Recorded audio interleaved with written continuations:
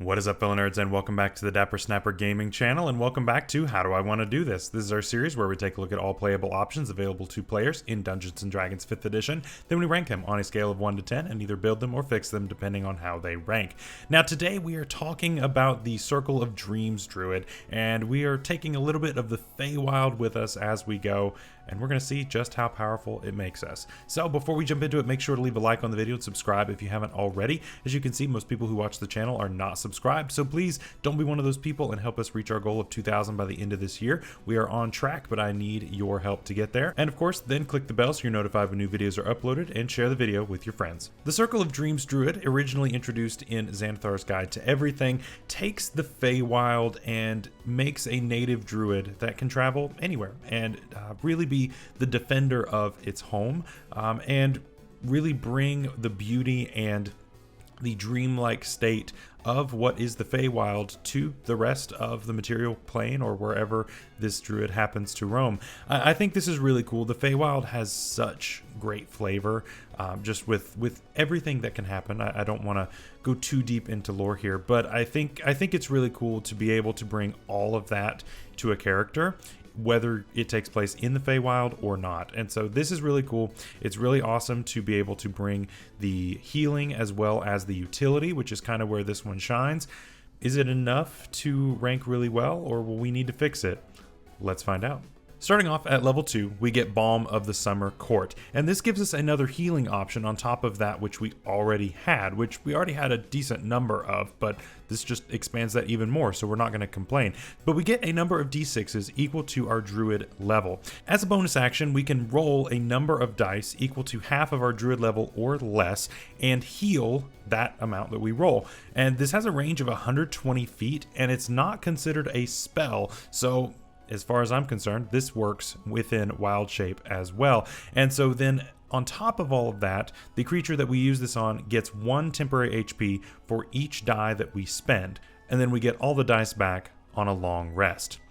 So this is pretty cool, right? This gives us another healing option that can be used in and outside of Wild Shape, which is great. We don't actually get a Wild Shape buffing feature in this subclass at all, which is a little disappointing. So we are stuck with just the base Wild Shape feature, which isn't the worst, but as we talked about in our Druid guide up in the icon above right there, it does start to fall off as you go. You know, I mean, your Direwolf is probably your best option past level 8, and it's got 37 HP and a 14 AC. So, I mean, that's going to start getting 1 or 2 shot pretty soon after level 8. So it's kind of difficult, right? But this still gives you an option that you can use as a bonus action for a decent amount of healing. I mean, you know, at level 8, for instance, we're going to be healing 4d6. Up to that, which is pretty good, and it's a bonus action, which is also good, so you still have your entire action that you can use.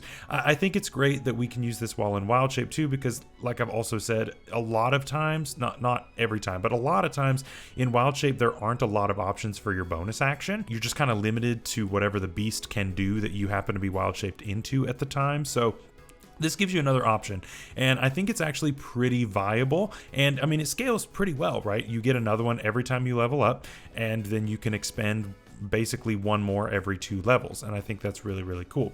Overall, this is an 8 out of 10 for me. It's really solid. I don't really think there's a ton more we could really do to improve it. I do hate that we don't get any kind of improvements to our actual Wild Shape, but this is still a pretty good feature, and this is definitely something I would use all the time.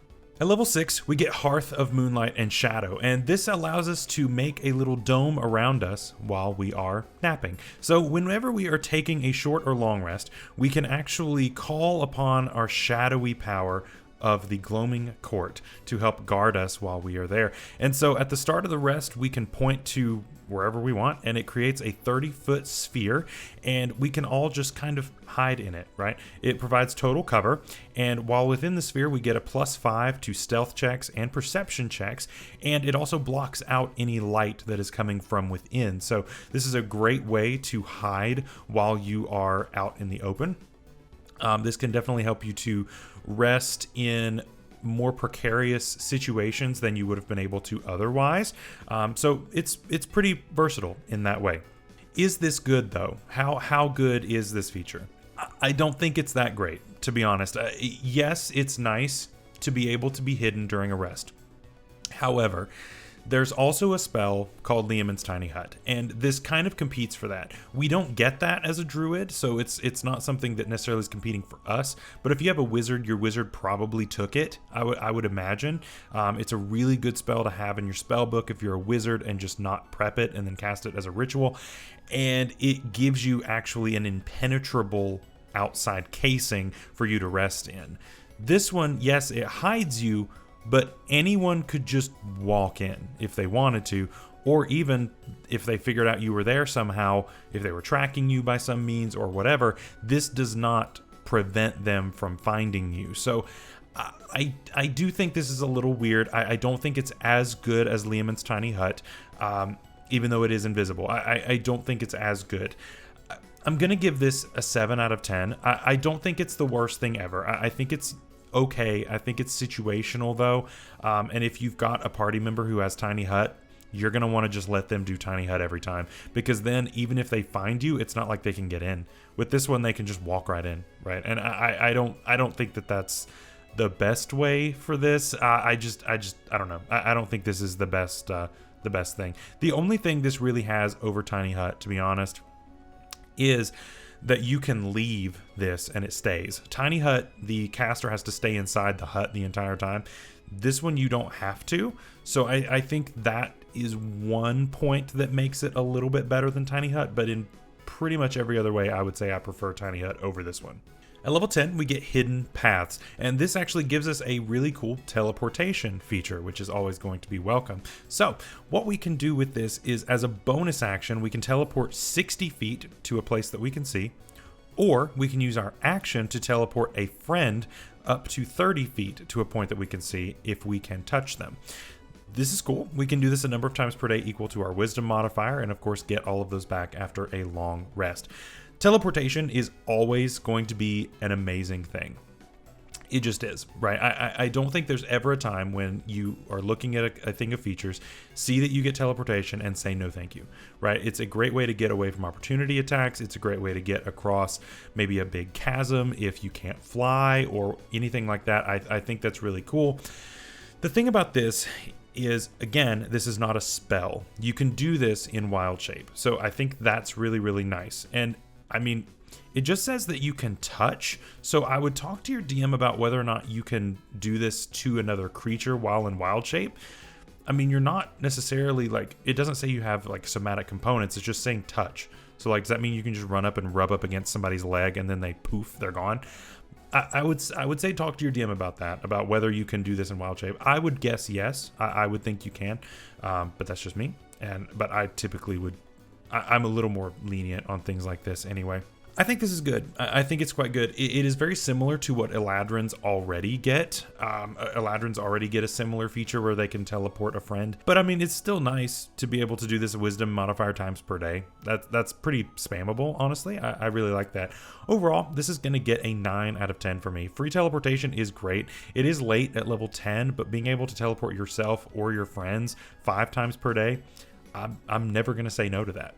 At level 14, we get Walker in Dreams, and this gives us more access to either information or teleportation. So with this, whenever we finish a short rest, we can actually cast Dream, Scrying, or Teleportation Circle. And Teleportation Circle actually, when cast in this way, is a little bit different than the typical casting. Instead of having to go to a circle itself, you actually can just go to the last place that you long rested.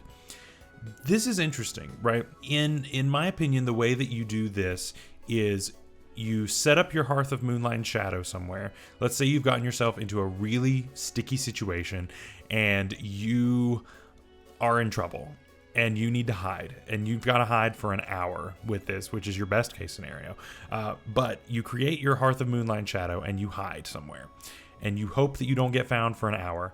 And then once that is over, you use your Walker in Dreams to get everyone in your party back to the last place you long rested, which is hopefully not in the dungeon you are currently in. That is the most useful way, I think, to use this. You could long rest in a city and then go up in some mountains or something, and then get an item, and if you don't want to necessarily make the trek back down, you could do this. The thing is, ultimately, you have to finish a rest in order to do it. And so no matter what, you're looking at an hour's worth of commitment, unless you have someone who can shorten that up for you. So, I mean, yes, catnap is a viable resource in order to make this work a little bit better, but ultimately it could end up being a little situational. Now, Dream and Scrying are great. Scrying is a fantastic spell that I think not enough people use. I think it's really good for enemies to use, but I don't think that players use it nearly as much as what people should, because I think it's a great spell. Overall, I think this is a decent feature. I don't think it's busted. I don't think it's crazy. I think it'll come up situationally, and I think you should use it. So overall, I'm going to give this a 7 out of 10 as well. They're decent spells. Being able to cast them without having to get material components is nice. Just having them free. The only thing is you have to wait an hour. You have to wait for a short rest to finish in order to cast them, and you may not have that kind of time in every situation. So where does this land us overall with the Dreams Druid? It's decent, right? I don't think this is a bad subclass at all. You've got some healing, you've got some teleportation, you've got some way of gathering information and extra teleportation if you need to of an even longer range. You've got your ability to rest a little bit easier. But the thing is, there are a few flaws in this, right? Number one, the Balm of Summer Court is not a spell, which is a good thing, but at the same time, it means that you can't combine it with something like the Life Cleric, right? I would love to combine this with Life Cleric, but Life Cleric specifically says when you cast a spell, so that doesn't work. And the reason it's not a spell is so that it can work in Wild Shape, which is great. So I'm kind of conflicted on whether I want this to be a spell or not, and it's tough, right? It's very difficult to not be able to get that. As far as Hearth of Moonlight and Shadow, yes, it gives you full cover, but I mean, you know, you may see the enemy coming, but if they're tough enough or if there are too many of them, they're just going to get into your dome if they see you firing arrows out of it or casting spells from it or whatever it is that happens to be going on. I think that will end up not being as useful as something like Tiny Hut, which again, Tiny Hut, your friends could run outside, make an attack, run back in. Enemies can do nothing about it, right? They just stand there and beat on the dome and it does nothing. So I think that that's a little difficult where, you know, if that were the situation, you have your friends setting up the Tiny Hut and then you all short rest in there while the enemies are banging on the outside and can't get in, then you teleportation circle them out at level 14. So in that way, again, Tiny Hut is going to still be your friend more so than Hearth of Moonlight and Shadow. And again, we don't get any kind of improvements to Wild Shape here. A lot of the other subclasses get improvements or complete rewrites of Wild Shape in order to do something completely different. And we don't get any of that here, which is a little underwhelming. So with that missing and with a couple of the features being okay, I'm going to end up putting this at a 7 out of 10 overall. Is it a bad subclass? Absolutely not. It still earns a build ranking for me. I don't think it needs to be rewritten. I do think it's a little more underwhelming than the Blighted Druid, which we looked at, and there are definitely some druids that are going to stand out even more than this one, but it's not bad. It's not bad by any means, and I think that you will still have a ton of fun playing as this druid. So that is all for today's video. I hope you guys enjoyed. Let me know what you think of the Dreams Druid down below and what you would do in a build. And we'll just have to see what I do later this week. So until then, stay safe out there, stay healthy, and we'll see you later. Bye-bye.